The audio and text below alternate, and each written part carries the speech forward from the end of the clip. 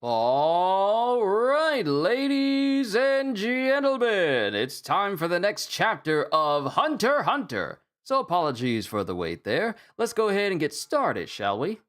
Hold on. Thing was being too loud. Let's go ahead and get started. Yo, peoples! Kyushu92 here. We are here with more Hunter x Hunter. We are 15 minutes away from the special martial law. We learn more about Benjamin's goal. We learn more about Benjamin's goal of, taking out the princes. Also, orders have been given to basically take out the personal guards of the personal guards on tier 1, but not the personal guards of the princes themselves, but just personal guards that are not part of the military, of Benjamin's military. All of these jokers are being put to death to ensure a smooth transition, which will allow Benjamin to basically take out the rest of the princes. So now we start literally 15 minutes before the special martial law is enacted with chapter 414, Friends. And we are here at room 1007. 1007, and one of Benjamin's guards literally peers up from underneath his bunk. Peers up from the bunk and looks at one of the other guards that's there.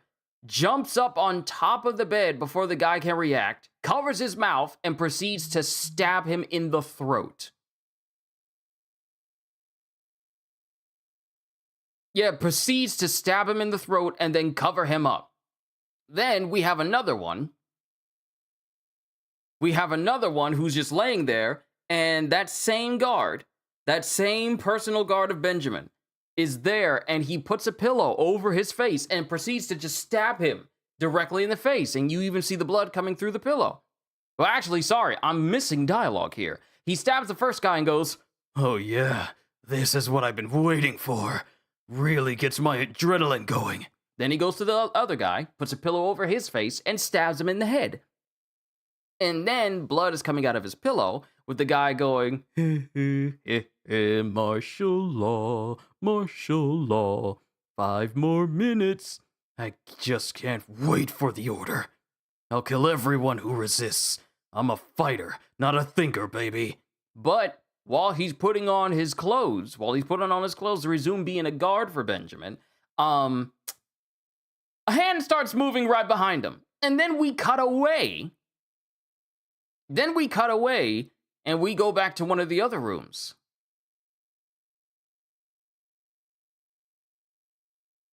Yeah, then we cut away and we see some guards, we see some personal bodyguards of a prince looking, and they're seeing that the soldiers of Benjamin are behaving weirdly, going, "Hey, something's going on with the first prince's personal guards.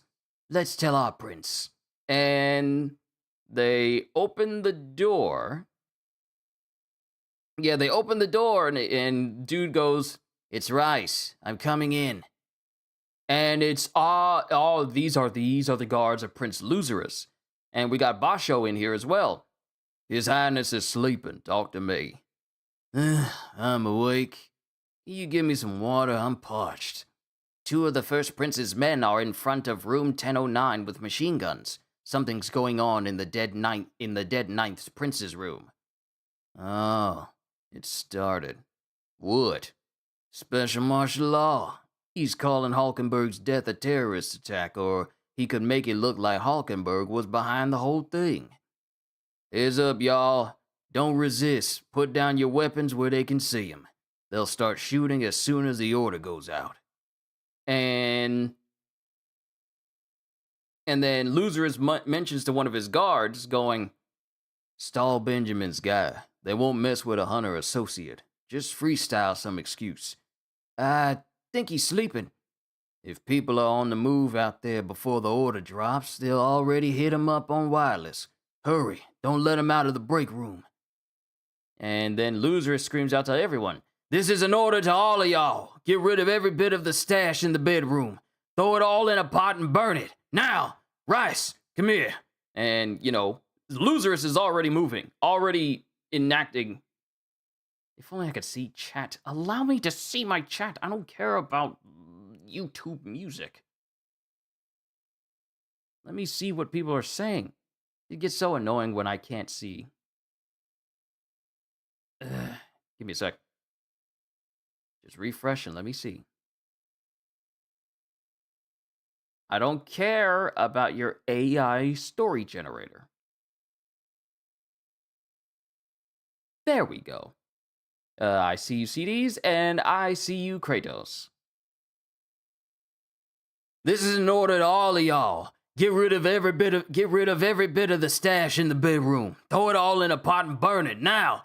Rice, come here. And then we get Basho going. I thought we had a deal with the Justice Department. Once martial law hits, the military will control everything. They won't cut us slack. If the ship becomes a military dictatorship, they can throw the book at you for anything. What's the point of, just do it, Prince's orders? And then he tells one of his guards, he told one of his guards to go check on things, and when he opens the room door, we get one of Benjamin's guards literally over the body of the person he stabbed with a knife in his hand. Oh! And mind you, this is a member of the Hunters Association. Why'd you kill him? It was self-defense. He attacked first. Put down your weapon and explain what's going on. Depending on the circumstances, judicial review may be necessary. I don't have a problem putting it down. Weird. Who's checking whom? And they're both just staring at each other. And they already got their guard up with Nen. They already got their guards up with Nen, and they're just looking at each other. Then we get the guards outside of the Ninth Prince's room. No response. If anyone is inside. It's treason as far as the royal military is concerned. The purge under martial law came sooner than I expected, but that's convenient for me. My ability to kill with my stinger ball while keeping them inside my Yen isn't cut out for group combat between Nen users to begin with. And then we get a whole explanation. Mind you, we are still at the beginning of this chapter. Chapters 6 and 7. I'm pretty defenseless inside my Yen. It's risky enough letting people inside your Yen. You can't use Gyo at the same time, so even a pistol will be fatal. Not to mention, it's psychologically no easy feat to maintain N while so many ambiguous characters roam about. The wider you cast the N, the riskier a clash with someone else becomes. If I run into an ability that automatically attacks someone who's using N or Kyo, or a tag team of one guy using N while the other emits Nen bullets, I'm a goner. That Kurapika guy is encouraging more of my rivals to become Nen users. It's becoming impossible to keep using Stinger Ball on the Queen surreptitiously? Yeah, that's a word. Surreptitiously. I'm learning new words of the English language. It's becoming impossible to keep using Stinger Ball on the Queen surreptitiously. My ability would be most effective if a prince could be confined alone and under surveillance. But once the princes are held under martial law, it doesn't even have to be my ability anymore. Meaning, my ability is no longer needed in this succession battle. We go in when the order comes out. Roger. That's why they paired me with Chiamas. Yushui or Yushui. Yushui. Are you ready for this? Of course. And then Chiamas puts his hands on Yushui's shoulder. And he apparently charges him? Chiamasi's. Oh. Not Chiamas. Chiamasi. Chiamasi's ability. Mute King, the invincible hero, Lord of the Flies, manipulative, semi-coercive. Touching a volunteer for a period of time can make him invincible for an equal amount of time. Once that time runs out, Zetsu is forced on you for 100-fold for the same amount of time. After the Zetsu period, you receive a third of the damage you would have taken due to a rebound of your own aura. Note, a symbiotic attack from a team of Nen users cannot be blocked. This man just gives you a Nen ability that makes you invincible, but If you suffer any damage, you are going to it's Zetsu is gonna you're gonna suffer a third of the damage, and Zetsu is forced on you 100-fold for the amount of time you were invincible. And when it comes to an end user being forced into one set, like Gyo or Hatsu or Ren or even Zetsu being forced to be in that state, it can be very dangerous. So on one hand, you're granted invincibility, but you suffer Zetsu. You're locked in Zetsu 100-fold after for the amount of time you're invincible, and you will also suffer a third of the damage you could receive while you're invincible as well. So it's not like you should be just ignoring getting shot at.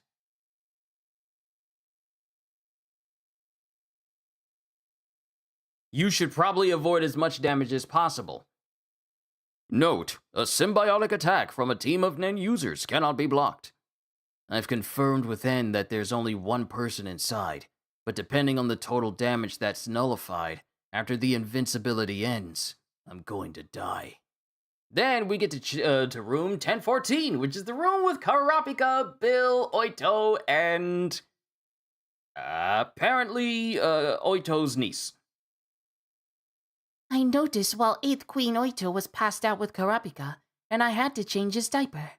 Yes, I was confused and upset, but looking at 14th Prince Wobble, I mean, he's not the prince, but when I looked into the baby's face, I don't want to be rude, but none of it seemed to matter.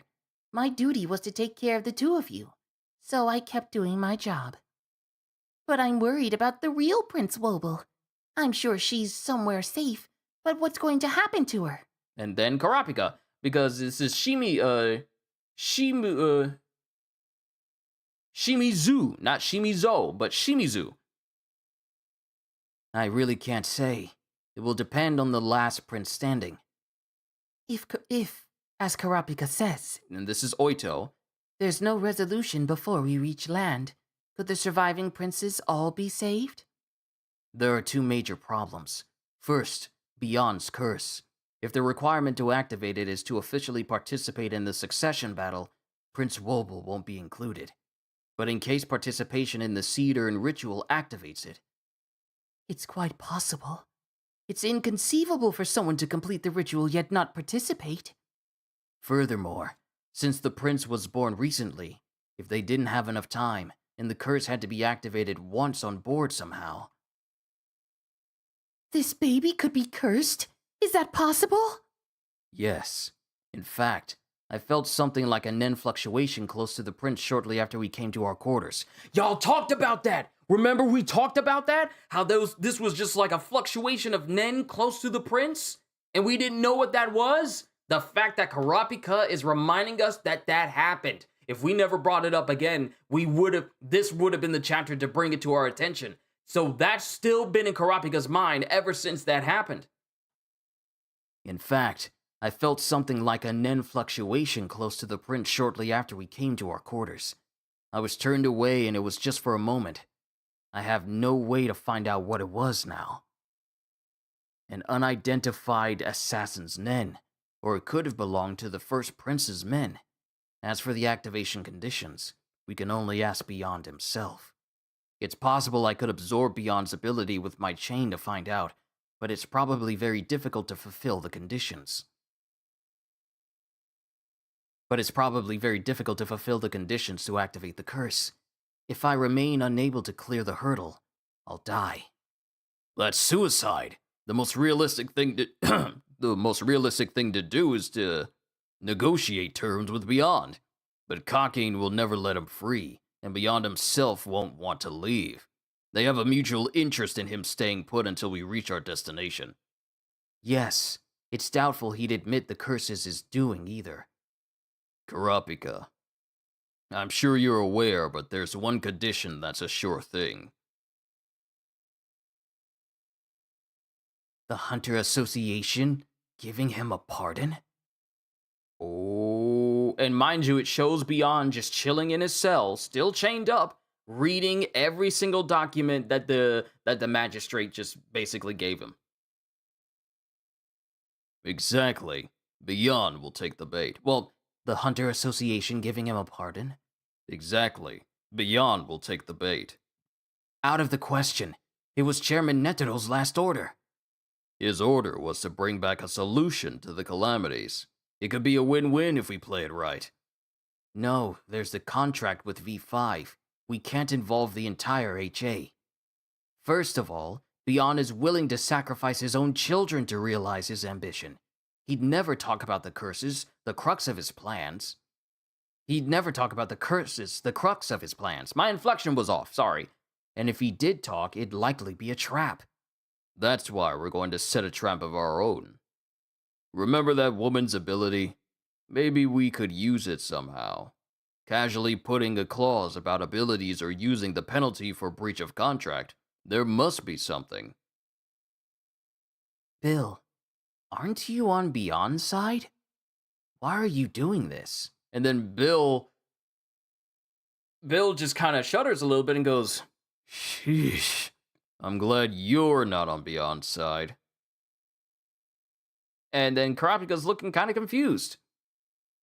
I don't have the commitment or a deep connection to still do what he says, after learning what he's done and what he plans to do. Sure, you're the type to stick to your guns once you commit yourself. A lot of villains are like that. Fantastic. Doesn't make me want to hang out outside of work. Somehow I don't think that's a compliment.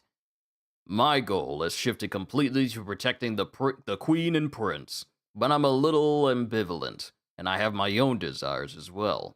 Our people get priority, but isn't there a way to just stop the whole succession battle? I think the HA will get on board with undermining the succession battle. None of the associates want continued bloodshed. The ones who fear it collapsing and losing the protection of the spirit beast are the current king and the diehards who want to be the heir to its power.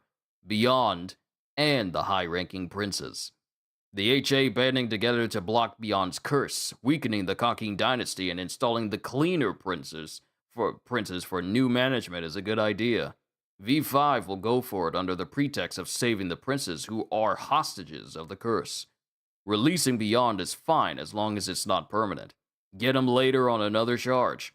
Dealing with the curse now is the top priority, right? Wow, this is a heavy Bill moment. This is a very heavy Bill moment. I know more about Beyond than you, so hear me out. He's capable, confident, and a man-child who loves strategy games. He'll take a challenge and won't refuse a game of cat and mouse. He'll talk about the curse because it's essential to his plan. He wants to talk about it. This annoying confidence is rooted in his elaborate scheme. That's why the HA should bring a stop to this succession battle. And then Oito, kind of pipes in. What page am I at? I am on pages 12 and 13. And then Oito speaks up. And then both Karapika and Bill are looking at her. There's the second problem still. Oh. Pardon me. The second problem is that you yourself don't know where Prince Roble is. I don't know what kind of arrangement you made when you made the swap. But you figured she would be safer if you didn't know, is that correct? Yes. If you have no idea... That means we can't refute the possibility that she's actually aboard this ship. But surely that can't be possible. How do we prove that to the military? The first prince clearly hasn't abandoned that possibility. They'll be investigating on their own. Oh, okay.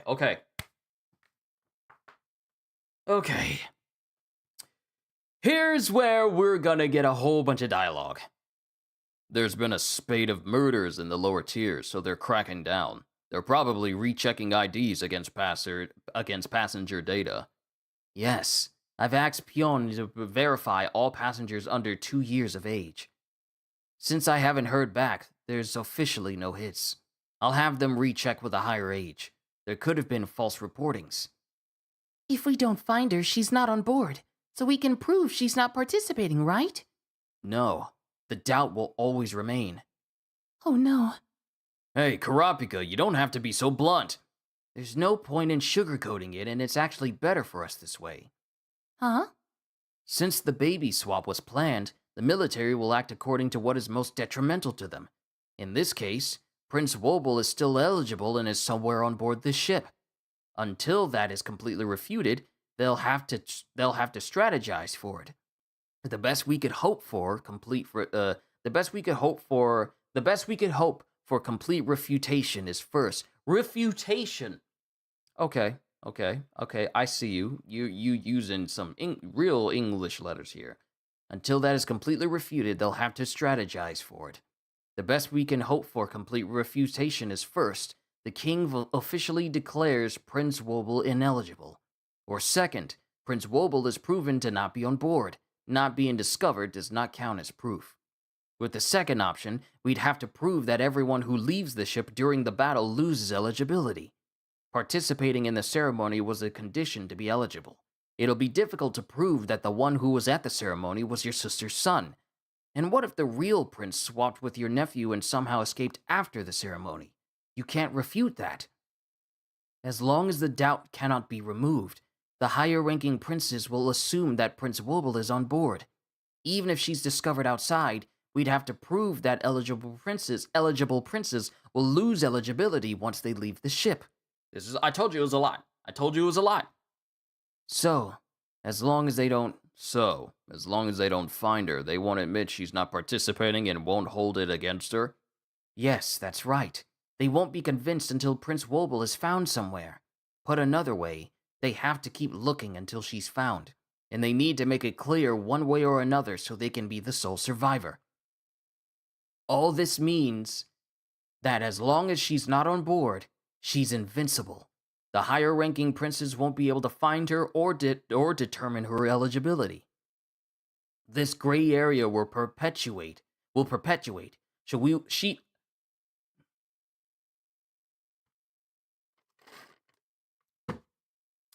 Getting me with these words here. I need to practice with them.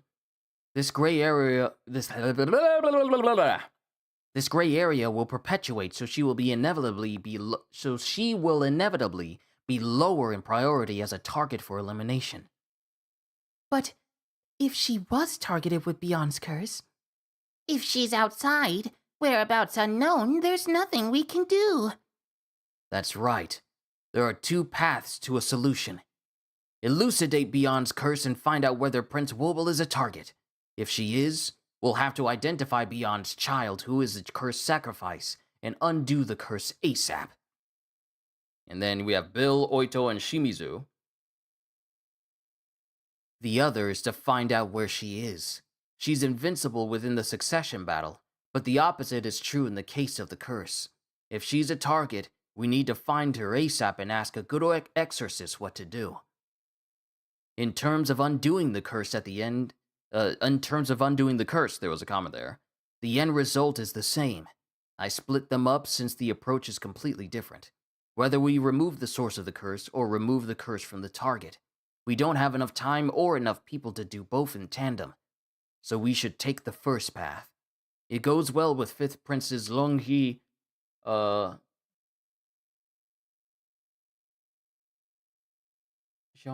Longyi.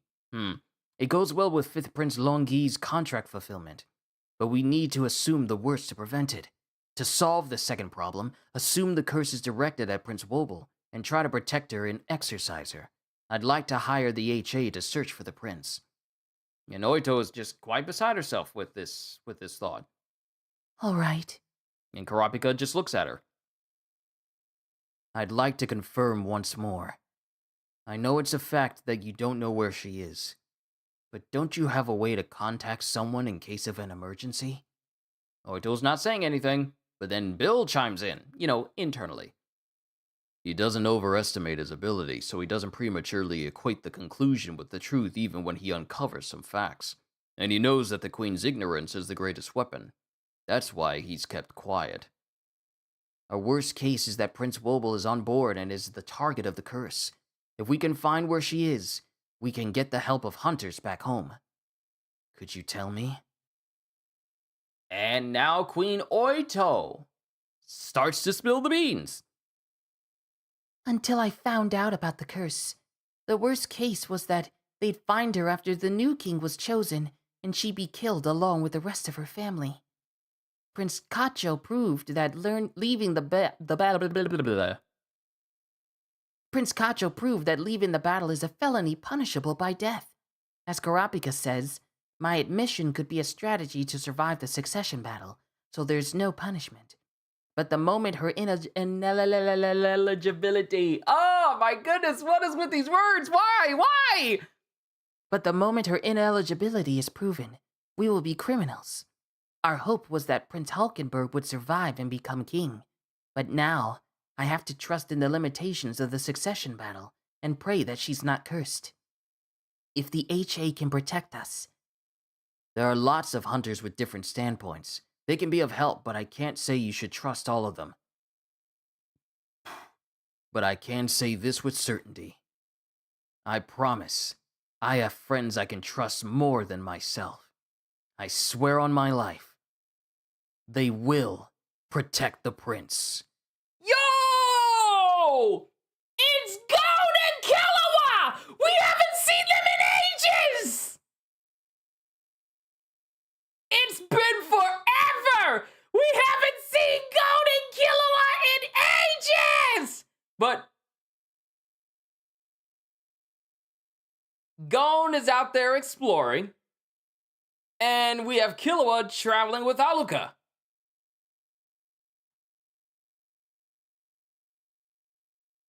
Now, mind you, he's saying that I have friends I can trust more than myself. Yo, the friends he's talking about is Gon and Killua, because Leorio is already on the ship. But if Karapika were to ask Gon and Killua to come and help him out, bruh, man, and you would think, after not seeing Gon and Killua after so much time, the last time we saw them, they were saying goodbye to each other and going their separate ways. Mind you, we're not done with the chapter. There's still more stuff. But we have Gon out exploring, and we have Killua traveling with Aluka, and then Oito speaks. A relative on my mother's side works at a post office in Yamato. Send a coded letter there without a return address. They'll intercept it and fill in the return address and then send it to Kakin. Kakin COD? Yeah. To Kakin COD as unable to deliver due to unknown address. Since it was never delivered, there won't be a record of it, using that loophole. Time left until the end of the Succession War. 49 days. Mind you, martial law is about to be enacted in 15 minutes. But the end of the Succession War is 49 days. So even when martial law is enacted, there's still over a month's worth of time to be out at sea.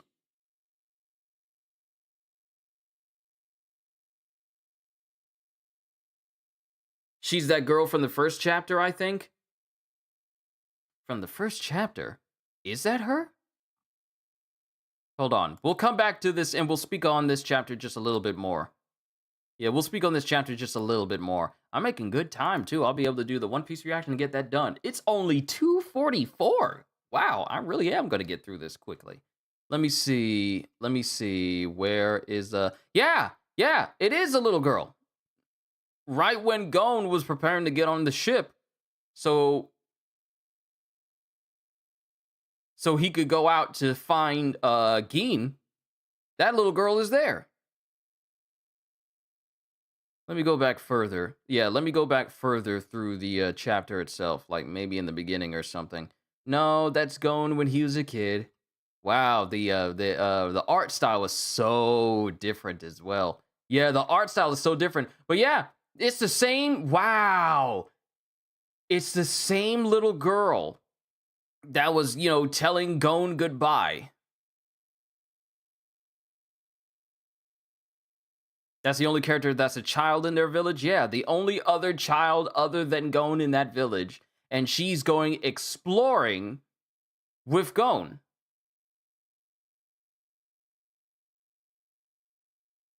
But the fact that after all these years, we are finally seeing Gon and Killua. Even if Karapika is just mentioning friends that he can absolutely trust. I promise I have friends I can trust more than myself. I swear on my life, they will protect the prince. If Karapika calls on Gon and Killua to help him out, they're gonna be there in a heartbeat. They're gonna fight tooth and nail. They are literally gonna move heaven and earth to get where he is. And if they start taking part in this battle, mind you, Gon's mindset is like, you hurt my friends, I am literally gonna break you in half. I mean, who remembers how he was behaving when we were going through the Chimera Ant arc? He was just like throwing hands with everybody.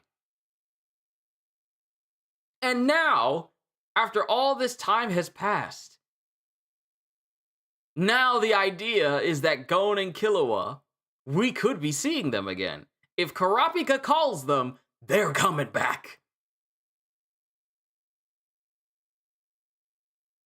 So that's so interesting. And you want to know something else that's scary as well? If Killua brings Aluka with him,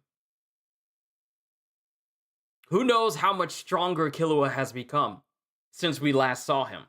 And mind you do bring up a good point, Kratos.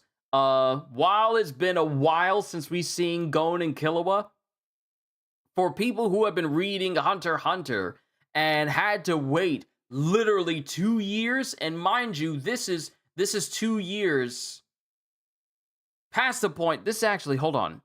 Because when Gon and Killua left, it's been well over that amount of time.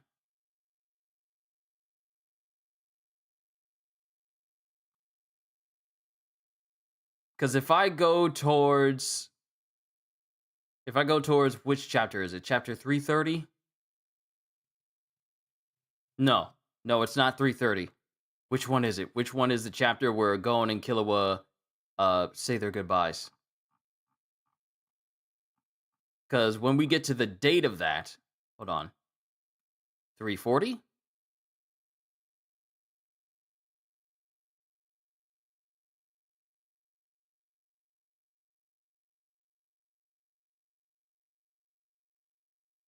No, that's not the one. That's not the one. Which chapter is it where they're saying goodbye to each other after so long?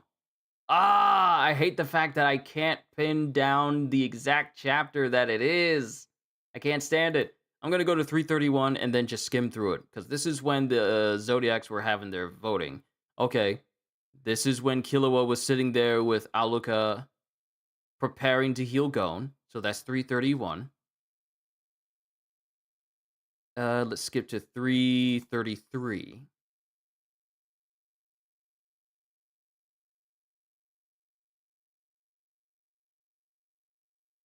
And this is when Rat was trying to play Leorio, asking him what does he plan to do as chairman.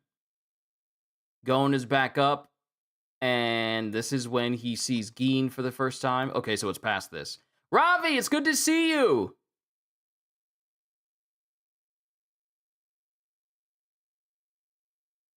We got Illumi at the end of chapter 335. Hold on, I'm trying to find the chapter. Let me go to 337.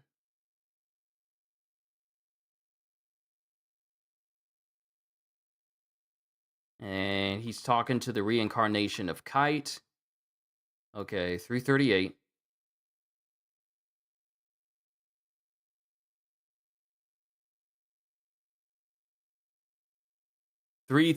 Yeah, 338. 338. Yeah, chapter 338. And this chapter came out in 2022. That's the last time people have seen Gon and Killua. They left each other. The last words they said was, well, we're the ones who should thank you, Kay. What? No, thank you. I better go any longer and all. And this is the chapter where we found out that the world of Hunter x Hunter is literally just on a small series of continents and a much larger, giant lake-looking area where we have basically the rest of the Dark Continent itself. And we find out it's like the world we know is only one part of a much bigger world. But yeah, Gon and Killua say goodbye to each other on pages 4 and 5. I'm going to travel with Aluka for a while. I'll text you. Same here. Let me know if anything happens. Yeah, you owe me one. Kite said no matter where we go, we're part of the gang. Right on. Say hi to your dad for me. Wish you could go. Sorry, it's family time. Next time. I'll let him go after I've had him to myself a little. You can play with him later. I'm doing the favor here. Some sister, huh? This is what you come second to. And then both Gon and Killua just say okay, and they say 338 was 2012 though. Ah, right. 2022 is when they added it to Viz. Sorry. I keep forgetting that the dates that they have for posting these chapters is not indicative of the day that the chapter actually goes into serialization. That is my confusion. So it's been well over chapter 300, and mind you, I didn't even know when this chapter was, officially published in like manga volumes. Just the dates that they went up on Viz. But it's been 16 years. 16 years since Gon and Killua have ever been mentioned in Hunter x Hunter until now.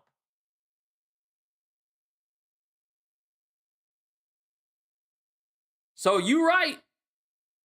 They added it to Viz. Yeah, that's where I'm reading all these manga chapters from. It's on Viz.com. That's where I read Hunter x Hunter. That's where I read all of my manga from. But it's been why did they take 10 years to add it on Viz? I don't know. I don't know what to tell you.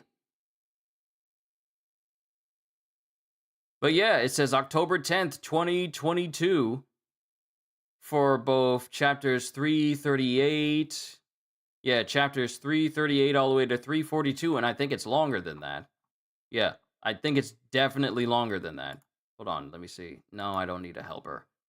Yeah, but it's been 16 years since Gon and Killua has ever been seen in the manga at all. And now, after 16 years, OG readers of Hunter x Hunter are now able to see Gon and Killua after so much time. So, and we're not going on break after this. I bet you anything, fans are so happy to see Gon and Killua again. It's all like, oh, you talking about your friends. Oh, like OP, Gon, and incredibly powerful Killua? And the time until the succession battles end is literally 49 days. So, think about this for a second. How long was it told to us that it was going to take for us to go from where we were in the domain of Kakin all the way to the Dark Continent? How long was it told to us how long it was going to take for us to get there? Because if y'all say 50 days, that means that everything that has transpired across this entire arc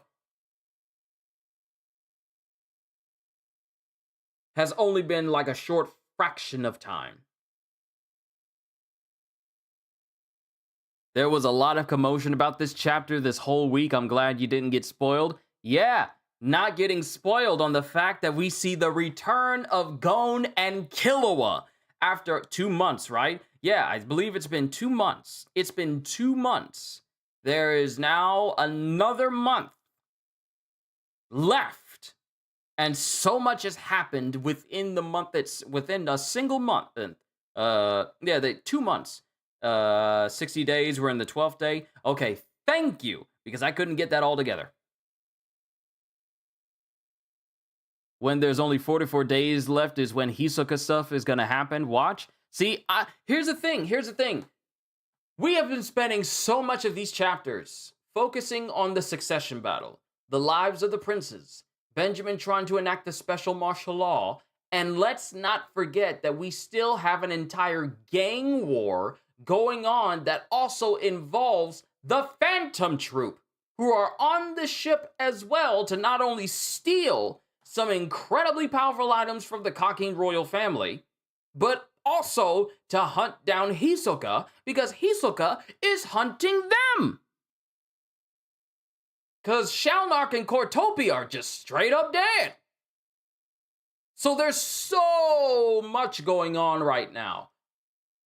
So we got the Phantom Troop, we have the Mafia, we have the gangs, the gangs that's on the ship as well, trying to take places over. The Prince's succession battle that's going on right now. The last of the eyes of the Kurta clan in the hands of Saraidni. Kurapika protecting Prince Wobble, but first gotta find where Prince Wobble is. And now we get the return of Gon and Killua. There's so much happening within this arc. And we're focusing on just one small aspect of it. Just the succession battle itself. But we still got the Phantom Troop doing what they do best. And not only that, but we have the Phantom Troop that's going to be going up against what's-her-face? Mornia or something? It starts with an M. She's out there giving abilities to people so they can kill other people so she can basically destroy everything. Because that's her goal. She's like Doflamingo. I don't care about any of this stuff. I just want to destroy it all. Just literally kill everything. And that's one aspect. We got a series of murders that are happening on the ship because these murders literally empower the people who are doing the killing. So we got that going on. We got the succession battle. We got the Phantom Troop. We got the eyes of the Kurta clan. And now we have a special martial law that is going to see more princes probably die. All on one place. And now you want to bring back Gon and Killua? In the mix? On top of that? What a time to be alive. I like this chapter because it's being explained that in order for us to fully find out what's going on, and mind you, I'm not going to read every single paragraph here because this is a dialogue-heavy chapter. But we got some more abilities being used by Benjamin's guards because his guards are going around killing everybody.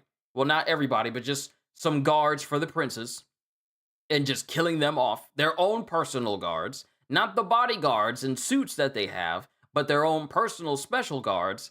Benjamin's guards are killing them.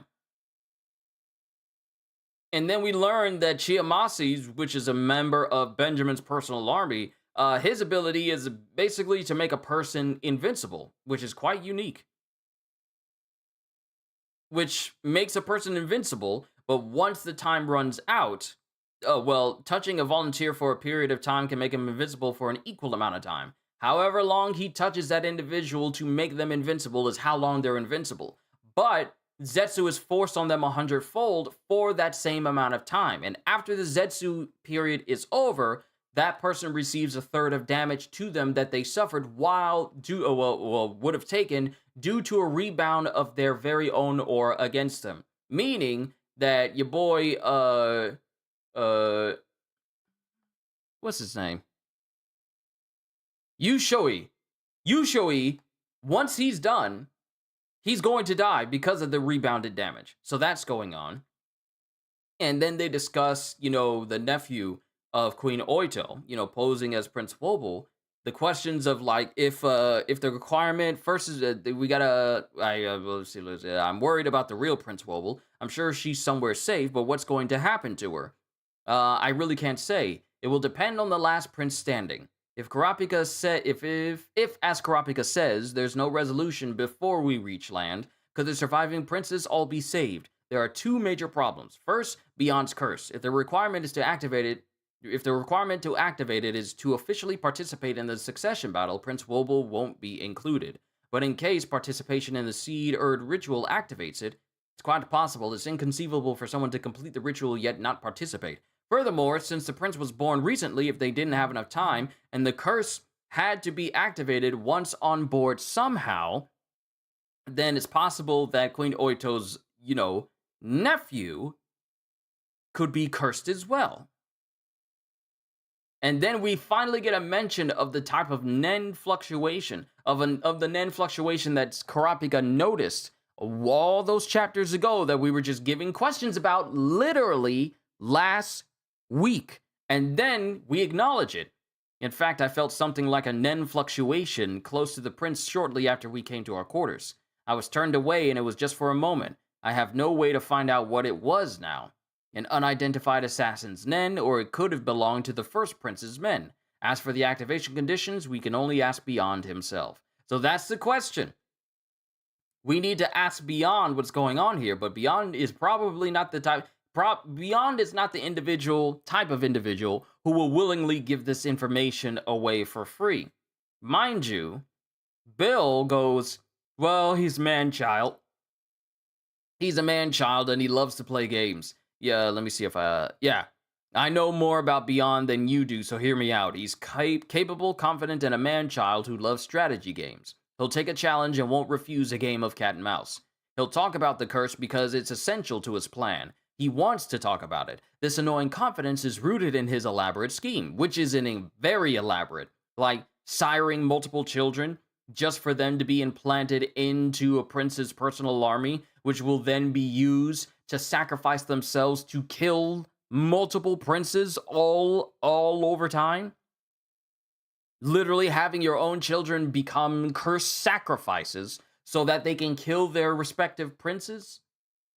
Because we don't even fully know the end game of Netero's schemes and what he has in mind. We just know some aspects of it, but we don't know like what's the big major goal. Because he's literally the only person to come back from the Dark Continent after so many people really encountered it, and some of them are not even the same. But he came back fine. So there's so much we don't know about Beyond due to the fact that he just strolled up to the Dark Continent and was the only one to come back. And he's all like, I want to take everyone to the Dark Continent with me. This is what a brainwashed person who wants to lead you into the mouth of an unsuspecting creature under the guise of this is where you shall find your peace and find your salvation, and then everyone just gets led to the slaughter. It's crazy how he behaves. He's all like, I want nothing more than to go back to the Dark Continent. And I'm like,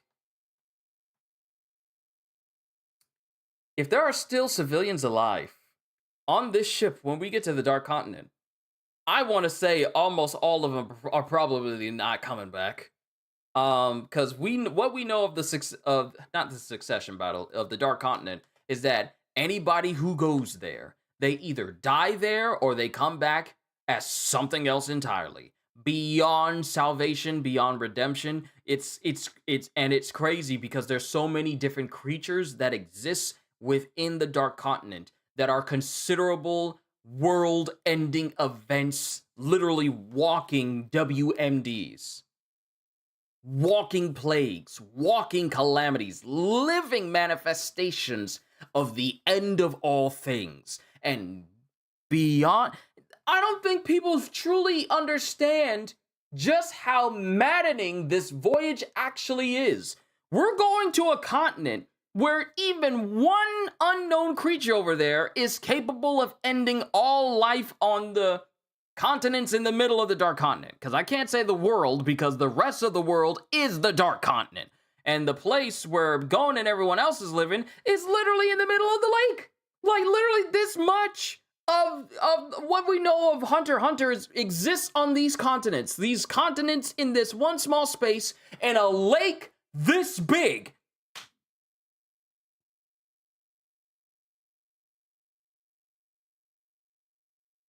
And Beyond wants to go back there?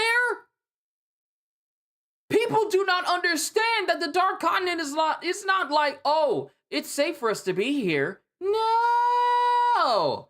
Because remember when Netero tried going there too? It's been so long. He was young. He was younger back then. He was younger back then when he went to the Dark Continent. But you got dinosaurs that are being eaten by bigger dinosaurs there. And the previous dinosaurs are way bigger than humans. But those things are getting eaten by other things. Like a T-Rex that's 2 times the size of a T-Rex is getting eaten by something that's 100 times the size of that T-Rex. And that's just a small amount. There's a tree that grows straight up into space. Then it literally, the roots go down into the core of the earth. Like, the Dark Continent is literally so unknown that we don't even know. We don't even know if there's a cure for anything that people have been afflicted with when they went over to the Dark Continent. You know what? Let's do this. Let's do this. Real short, like, because I want to get like a little bit of a. I want to get a little bit of a reflection here. All right. Okay.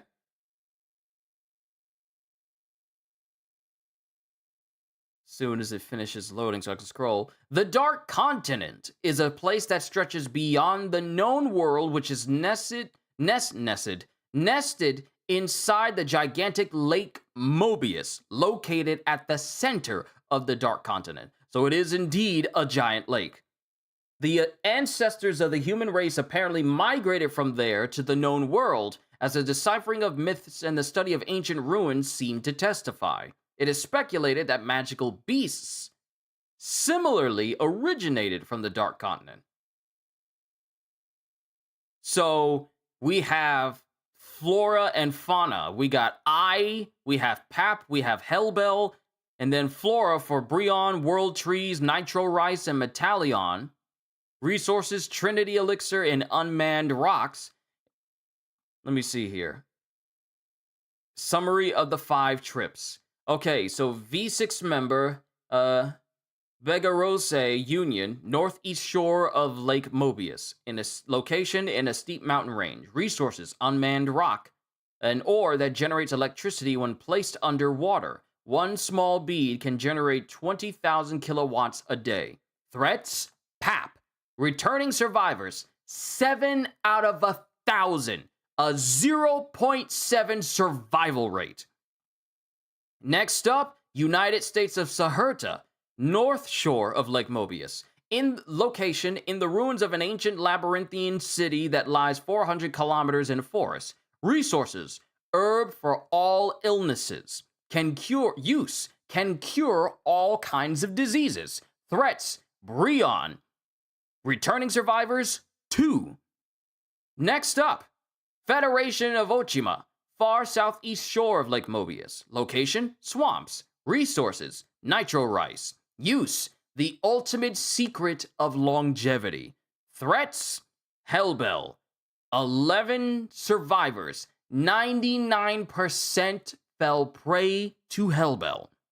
Then we have the Mimbo Republic, southeast shore of Lake Mobius. Location unknown. Resources, Trinity Elixir. Use, the mother solution for all sorts of liquids. Threats, Returning survivors, 3. And then the most recent one, which is the Kukanyu Kingdom, south shore of Lake Mobius. Location unknown. Resources, Metallion. Use, an alchemy plant. Threats, Zobai. 6, including Beyond Netero and the hunter afflicted by Zobai.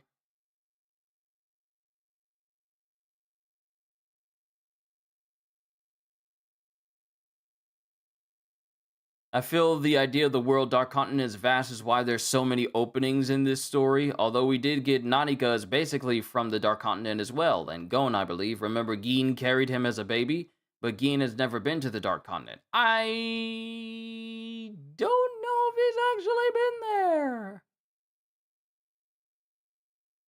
According to Gin, Chimera ants are not from the known world, suggesting they have origins in the Dark Continent. However, it is currently unknown if the giant chimera ant queen who gave birth to Meadowim originated from outside the known world herself, whether she came from the Dark Continent, one of the islands in Lake Mobius which has never been colonized by humans, or elsewhere.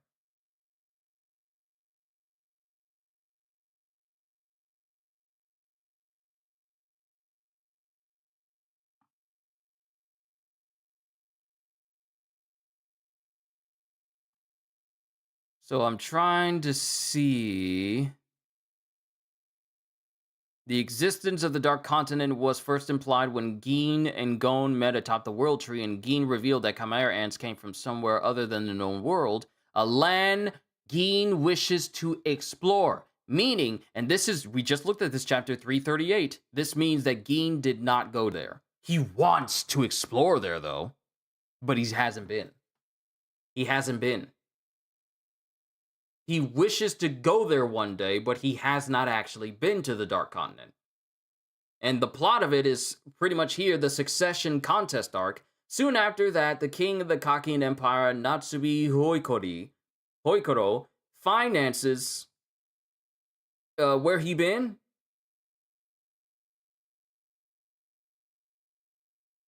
Where he been? I mean, you do know that there's other places in the world in Lake Mobius that are unknown to us. Like we haven't been to every single part of these nations. So for all we know, Geen could just be taking him on a casual hunt and he's out somewhere, or possibly he was in Greed Island just chilling, cuz remember, Greed Island is a thing. But he has not been to the Dark Continent, nor has he actually gone. He wishes to explore, but it's never been mentioned, and he's never said that he actually only got so far as only to. He hasn't gotten as far as getting close to the Dark Continent because he's never been there. But soon after that, the king of the Kakin Empire, Natsubi Hoikoro, finances an expedition to the Dark Continent, in which Beyond is the leader of an expedition team that is interested in journeying there. On top of the glory and economical returns from the exploration of new frontiers and the acquisition of new resources, that is going to wind it's going to wind up killing people. So many people are about to die just trying to bring one thing back. Just one. Think about this for a second. The Dark Continent encompasses the rest of the world. It's not just a continent, it literally is the rest of the world. Just bringing one thing back is probably going to cost so hundreds, if not thousands, of lives. On top of the glory, King Natsubi intends to have his children fight a succession war during the voyage. The V5 initially opposes the project and enlists the help of the Hunter Association to keep Beyond in custody. However, after Beyond turns himself in, the V5 agrees to join the expedition efforts, reorganizing as the V6 with the addition of Kakin in order to share the profits of the expedition. So many people are about to die. So when we get to the Dark Continent, if people don't die immediately, they are definitely going to die as soon as some people start exploring and don't come back. So many people on this ship, if they are not dead by the end of the succession battle, they will be dead if they set foot into this place.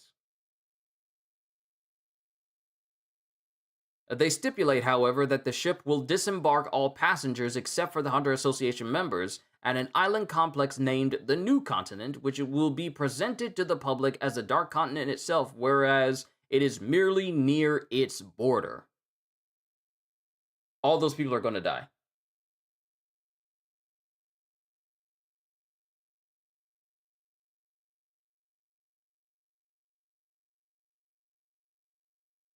The ship, the V6 says that all passengers will have to leave the ship except for the Hunter Association members. So everyone who's still alive on that ship will have to leave. Not all of them are coming back though. I can tell you that right now. Because if we just, let me see, which one of them had like 99% or all of them died? It was Pap. Let me look at Pap. Pap is literally just let's see, a beast that keeps people as pets. A mysterious beast that feeds on humans and keeps them as pet and is counted as one of the 5 threats.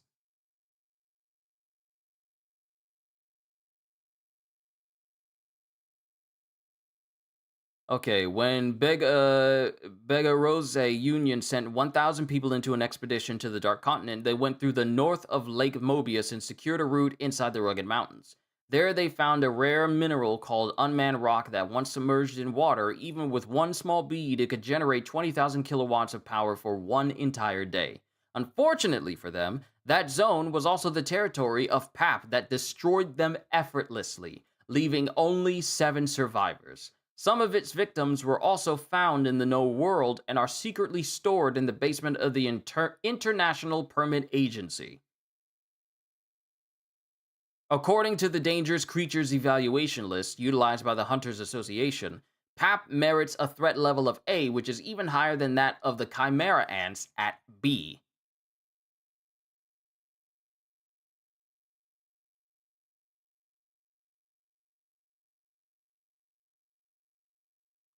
That's just one. And it took out all but 7 of 1,000 people. So many people are going to die once we get to the Dark Continent. So many people are going to die.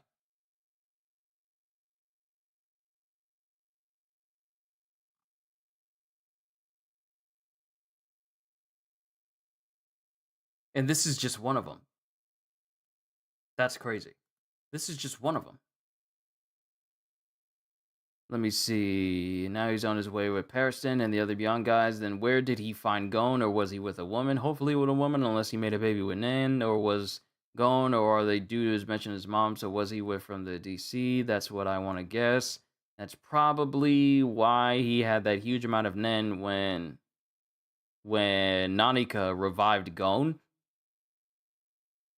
I mean, it's kind of hard to say. Hold on. Gon.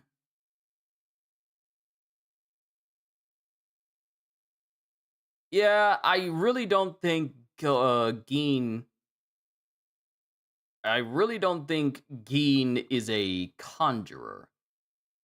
So it's definitely Gon is definitely not like some sort of Nen beast created by Geen, simply because we've seen Geen use different types of Nen, and n- even for conjurers, some of them they tend to dissipate whenever they shut off the use of Nen in general, and Gon is still around. So I mean, obviously, I just feel like yeah, he human. I mean, that's just how I feel. Let me see. We still don't know the status of his mother though. Unnamed great grandmother, Geen freaks, Mito freaks, but we don't know anything about Gon's mom. So that's a story for another day. Although I don't think he conjured a baby. If he was from the Dark Continent, he should have some drawback or power. Yeah, if Geen is from the if Gon comes from the Dark Continent, there definitely would be like a major drawback or something. Right? I feel if it was a woman she had to pass is maybe why Geen is not around due to depression. I mean, oftentimes a lot of these mangas have like parent died from incurable disease syndrome, or they passed away when there was a baby or during childbirth, or insert trope of parents no longer being around to see their child grow up type deal. Nanika can literally cure any disease if wished, right? But Killua is the only one who can wish for stuff and not suffer any repercussions. Everyone else, you definitely suffer. And if you don't suffer, then the people close to you suffer. So I'm of the mind of like, yeah, I'm probably not going to wish for anything from Nanika, simply because the risk is too great. Because remember what happened when that one chick tried to wish for like millions of dollars and pretty much all of her family suffered as well?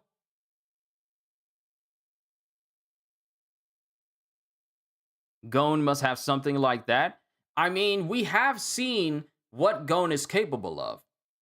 He was able to basically supercharge his body to the point where he made his body evolve to a state where he could easily handle Pito. He literally had Nen-induced evolution. Of course, it cost him greatly when all was said and done. Like, his body was shriveled beyond measure, and he was left in a state where he could never use Nen again. And he had to literally be wished back to full health by a reality warping individual like Nanika for him to come back. But from what we've seen from Gon, his power is monstrous. Like, can you imagine having the Nen ability to basically cause Nen to evolve your own body and make it grow up so that you can be stronger than your opponent? Think about that for a second. You see an opponent in front of you, you know they're strong, so you just use your Nen to make yourself and grow yourself to an age and a level of power where you easily eclipse this person in terms of combat capabilities. This goes beyond just simple enhancing. This goes to the point where you're basically transmuting yourself to be like a higher form of life for yourself so you can take down this threat or whatever is in front of you. And I know that this description is probably going overboard, but that's just how I feel. Gon's power and his Nen ability, terrifying. Even some veterans from the Hunter Association was like, this dude is kind of crazy strong. That's kind of like a binding vow, though. He lost Nen because of him doing that. Yeah, because he did say, I don't care if I lose everything. I just want to take down Pito. So there was the biggest drawback. It's like Ichigo using the final Getsuga Tensho, or using Mugetsu. Once he uses it, that's the end of his Soul Reaper powers. It's like that. So it's not like he can call on that power anytime and not have to worry about any drawbacks. It's not like Luffy's gears. It's not like Luffy's gears where, after a certain amount of time of training with it, I can use it whenever I want to without any drawbacks. Nah, Nen abilities and their stipulations and their limitations are quite severe if they are not adhered to. We've seen people die. We have seen people, basically, like Gon, lose their abilities to use Nen. And we've seen people suffer massive drawbacks that would actually impair them if they didn't use their abilities correctly. And some of them have such stipulations that they will literally die if they don't use their Nen abilities the correct way. Like Kurapika. He can only use his weapons, he can only use the fullest extent of his abilities against members of the Spiders, of the Phantom Troop, where he can then kill them. But he cannot use it against anyone else, otherwise the vow and limitation he put on himself will literally kill him. So, Nen is just so vast. But I said all that to say this. With us going to the Dark Continent, a lot of people are going to die. And for us to end this chapter with the return of Gon and Killua, if Gon and Killua get involved in this succession battle, let alone get on the ship with Kurapika, oh, yeah, it's going to be crazy. It's going to be crazy. But I thought this was a very good chapter. And for those that have been waiting since 2012 to see the return of Gon and Killua in the story again, the streak is finally over. The break is finally over. You no longer have to wait anymore. Gon and Killua have been seen again after a decade. Think about that for a second. A decade! You can wish things to Nanika, but the person she sees next has to grant her 3 wishes. The severity of her 3 wishes depends on what the previous wish was, unless you're Killua. Yeah, that's the reason why I said Killua is pretty much the only one who can get wishes without having to worry about suffering, refusing an order and whatnot. Killua was the only one, which is why Illumi wanted to control him so much, because if he controls Killua, he controls Nanika. But it's been 10 years since you OG Hunter x Hunter readers have seen Gon and Killua. It's been a while, but now, Gon and Killua have reappeared in the story again, with Kurapika saying, like, I got friends who can be there for me if I need them to. So that's where we're at right now. Woo! So that ought to be fun. That ought to be fun if Gon and Killua get included in this. But there's still so many side plots that we need to resolve. There's still so many side plots that we need to resolve before we get even remotely close to that. So, yeah. But overall, this was a very good chapter of Hunter x Hunter. Gon and Killua have returned back into the story again, so you can rejoice. For Gon and Killua are back. But yeah, I had fun with this one. This was a very good chapter. I'm done for today, ladies and gentlemen. I got a One Piece episode to react to, but that's all I gotta do, and then I'm just gonna chill and relax, and probably get back on Warframe, because I got this one Tenet weapon from a Sister of Parvos I'm trying to get my hands on. Really want it. It's the Tenet Plinks, which is a really sick pistol, like a really sick flintlock revolver-looking pistol, and I've been wanting that for ages. And now that it's within my grasp, I'm not stopping until I'm getting it. But first things first, ladies and gentlemen, hope y'all enjoyed. Can't wait to see you all in my next video. Like and subscribe if you haven't already. Even check out my membership and Patreon, because I am always looking forward to entertaining you. and because I know you're coming back anyway. Have a fantastic day, and once again, as always,